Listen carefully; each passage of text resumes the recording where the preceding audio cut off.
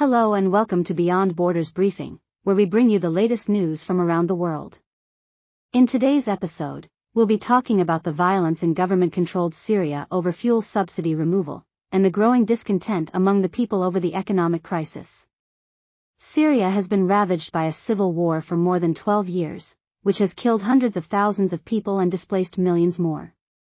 The war has also devastated the country's economy, with a currency collapse, hyperinflation, sanctions, corruption and mismanagement. The situation worsened last week, when the government announced the total lifting of subsidies on petrol and a partial lifting of subsidies on fuel oil. This caused a sudden spike in fuel prices, which affected millions of people who are already struggling to afford basic goods and services.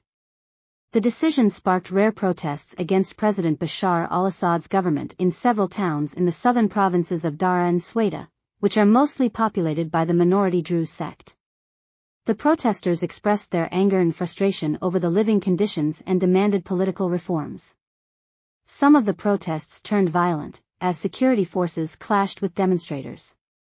In Sweda city, 3 people were wounded when a hail of bullets was fired at protesters, allegedly by Ba'ath party operatives. In Daraa city, 1 person was killed and several others were injured when security forces opened fire on protesters. The government has tried to contain the unrest by sending reinforcements to the south and arresting some of the activists.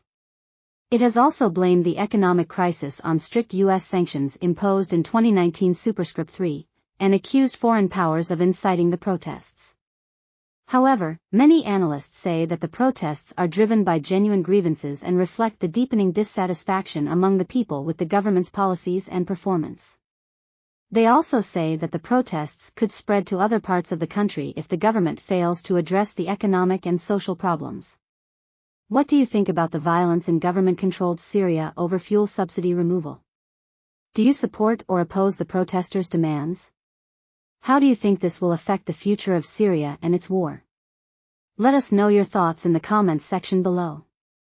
That's all for today's episode of Beyond Borders Briefing. Thank you for watching and don't forget to subscribe to our channel for more news updates. See you next time.